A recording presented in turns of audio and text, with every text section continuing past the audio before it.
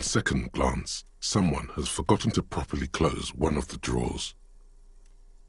It's unfortunate for the Union to just leave their paperwork lying around like this.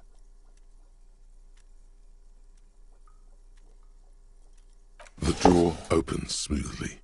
Inside is a well-organized selection of brown folders. Hundreds of documents containing logistical data. Two kinds of transactions stand out. Materials coming into Revachol from the outside world, from Muindi, Grad, and even Ilmara.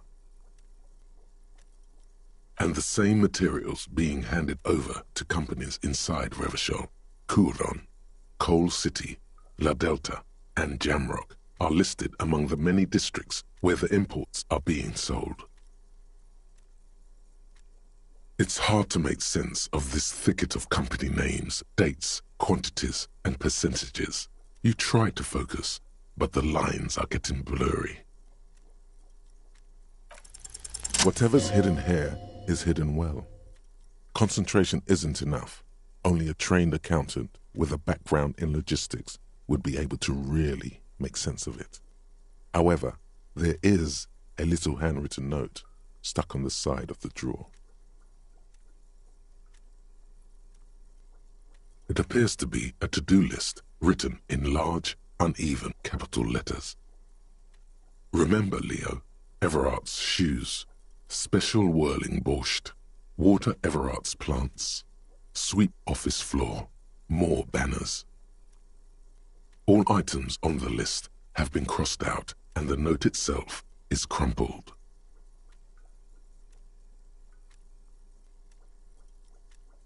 Everard Clare, probably, the head of the Debarders Union. One of his aides must have left it. Nothing incriminating here. The special borscht seems a bit odd in the list.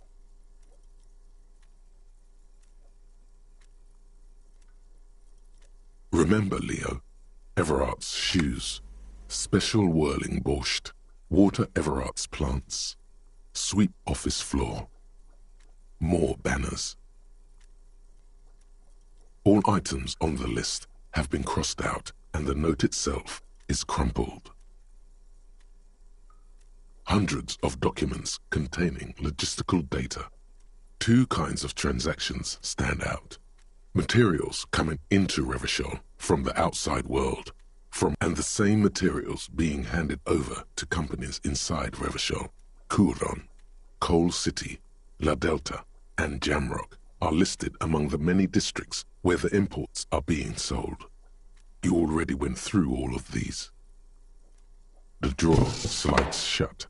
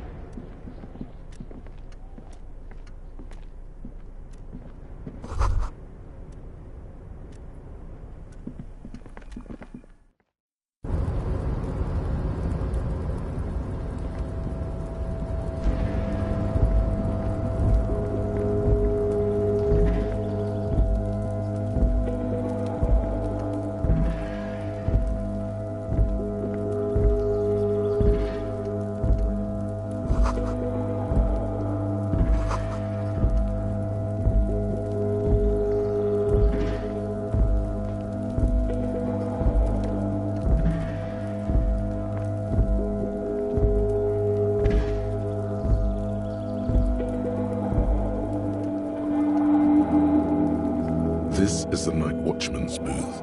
The name on the door reads, René Arnaud. Listen, it's okay to take a few minutes to yourself.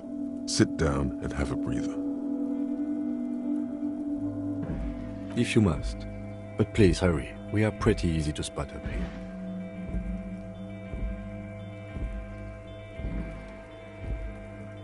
Nothing incriminating catches your eye.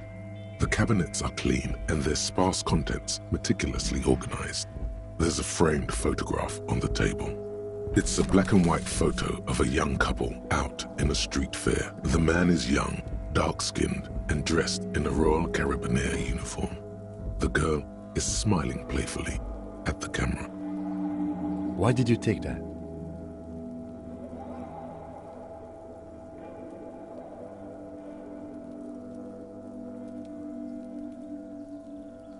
Fine, but let's move. I don't want to be seen snooping around here.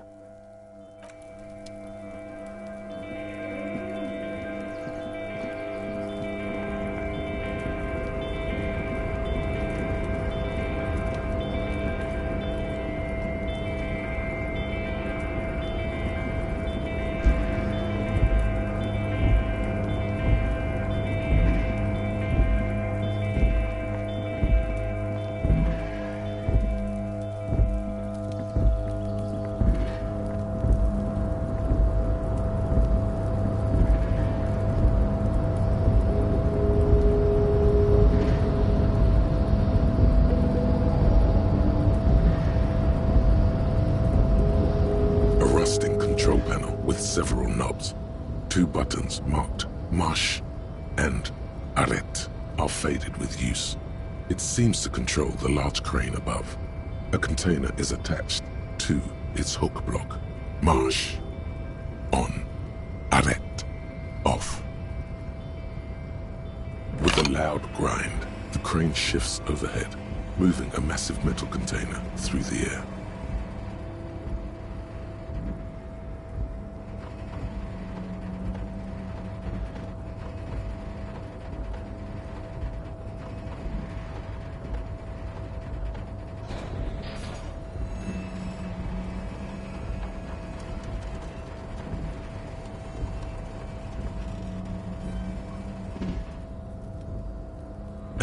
With a surprisingly quiet thunk, the crane places the container down.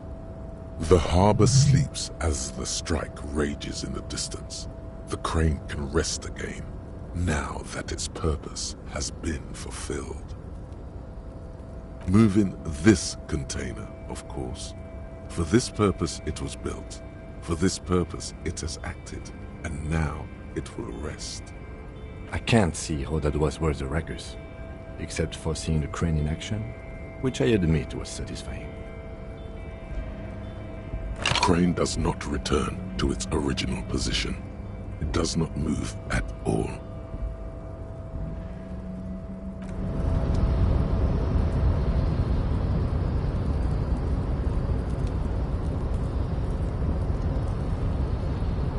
Before you stands a cargo container, just one of many in the yard.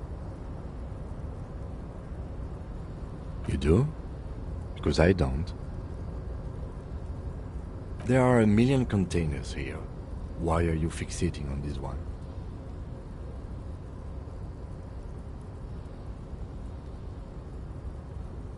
You just picked one out because you wanted to interact with a cargo container.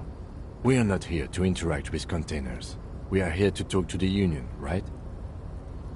You attempt to turn the handle, to no avail. The doors seem to be mechanically locked. To your left, the lieutenant considers your actions with some puzzlement. No reply.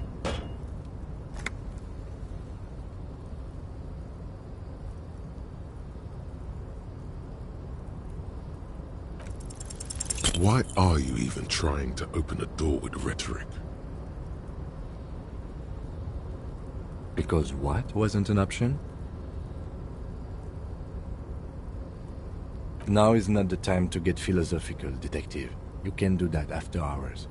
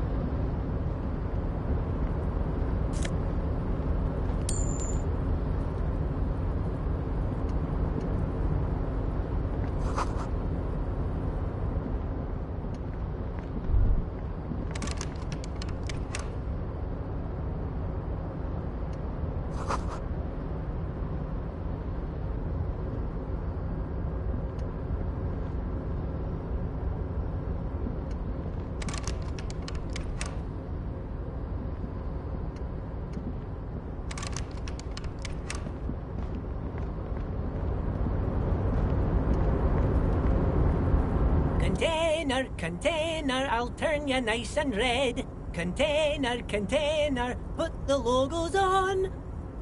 The lyrics to this container song are being made up as he goes along. The accent is so thick, it's impossible not to notice he's Ubi, from the vanishing peninsula of Ubisund. Container, container, used to be Wild Pines. Container, container, now belongs to Everard. Everard, he looks after everyone. Huh? Well, hey there. How can I help you, mister? I see you are not a union man, mister. Did you get lost? You're not one of them scabs, are you? I mean, I don't personally mind. Folks is just folks, you know, and folks gotta eat. Just some of the other guys don't look too kindly on the scabbing kind, if you know what I mean, mister.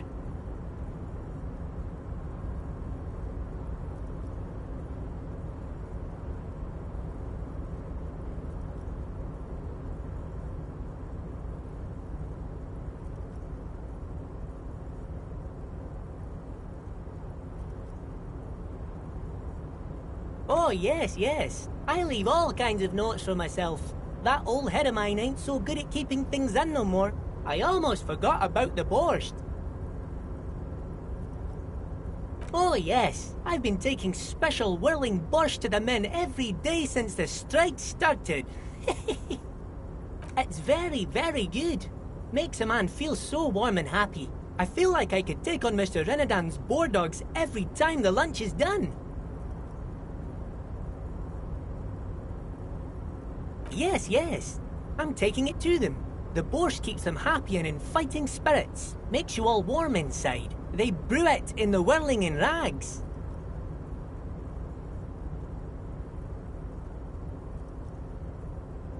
Oh, sure, mister. Sure. You do that. Yes, sir. He didn't actually understand what you meant, and now he's just nodding along.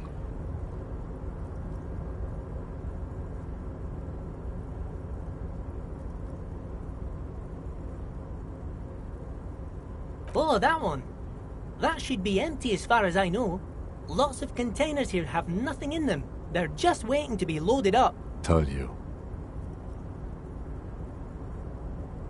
Oh, I'm just making some covers for them containers here. Yes, I am. So it's easier for the crane operators to spot them. Everything is so pretty and red. You and Leo look like brothers as you glance around with similar childlike wonder. Sure is, mister. Sure is. Really livens up the place. Yes, it does. Yes, it does. I had to break this bonding moment, but the red containers mean they are replacing the company livery with the union livery, which means this strike isn't gonna stop anytime soon. Oh, most of the guys are down at the gates, keeping the scabs from coming in. We're on a strike. The whole union is. You don't have to work when you're on strike. Ha! We haven't worked for 2 months now. So no one is working? Not everyone is down there, of course. Mr. Everard is in his office, where he always is. And Jean-Luc is guarding the gate. But Titus and his boys got into some drunken trouble and Everard sent them on a nice vacation. For a week or so.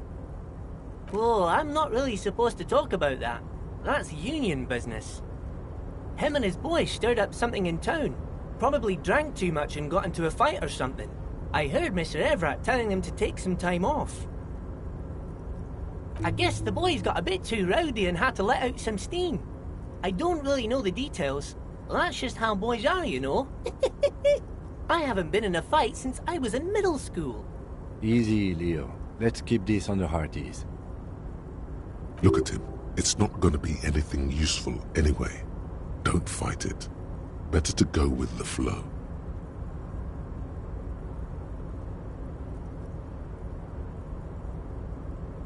Too late. Leo's mouth is still moving and the words are spewing forth. Words, and look, even more words. This guy could go on till the end of days. Now he's talking about some drunk sawmill owner who... No, He already switched to a prized fishing rod he apparently owned at some point. You know what? Just cut in there with your questions. Oh, you want Mr. Everard then? He's an awfully nice fellow, he is.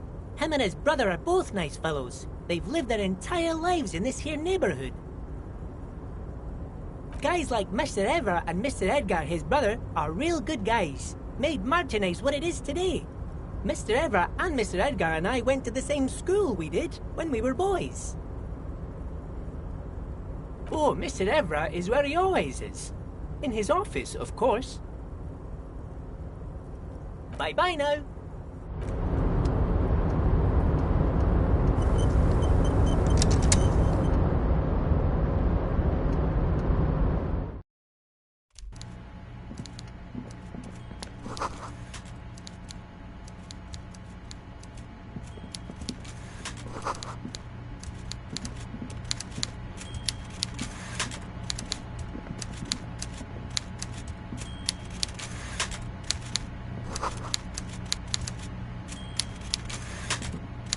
Before you is a walrus of a man seated behind a large desk.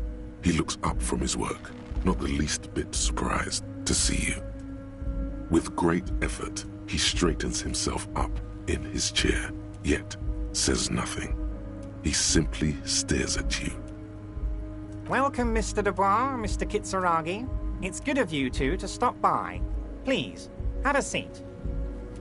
I'm Everard Clare, head of the Debarders Union here in Martinez. I'd offer you my hand, but unfortunately my health prevents me from getting up. You understand? He looks extremely comfortable. The tiny folding chair, on the other hand, looks like a torture device. You go ahead, detective. Whatever he has in store for you, it can't be good, he thinks. I'll do my best. Forget about that. What's with this Dubois stuff? You're getting some seriously bad vibes from that name.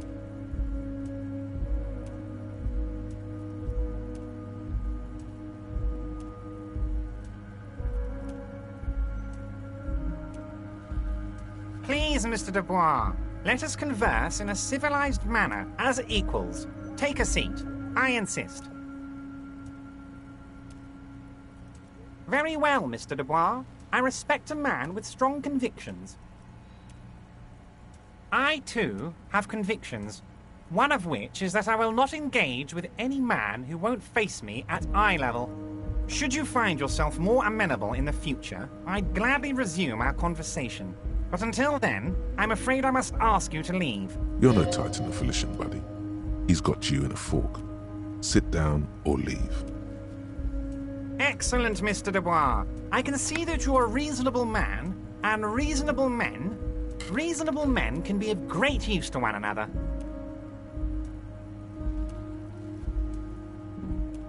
So tell me, how can the head of the Debarders Union help a representative of the Revachol Citizens Militia today? The chair you're sitting on has got to be the most uncomfortable chair in the world. It's violating your backside. Oh, by the way, I heard you got a rather rude reception from a certain Lawrence Gart. Some people have no manners, it pains me to say. This should take care of that nonsense. It should be sufficient to cover your expenses for a few days and patch over your differences with a cafeteria manager. Go ahead, take it. Wow, that's 25 real. That's good money. You need it.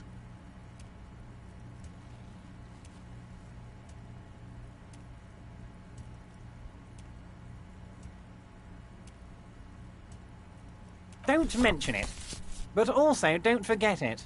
I'm just kidding, of course. He's not.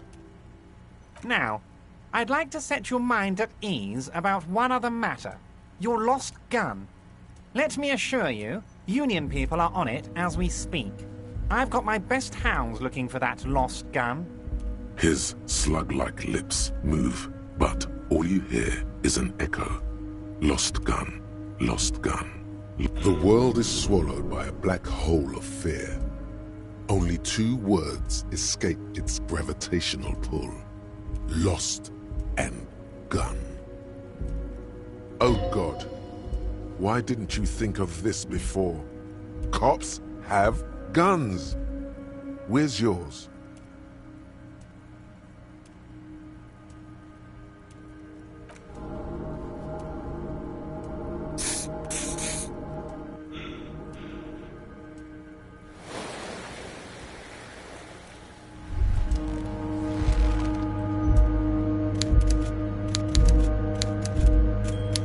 Despair creeps into you, getting fat on your weakness. Whatever noble intentions you once had as a police officer, it's eating them all up now. You're still coming up with sentences. That's a step up from total annihilation, right?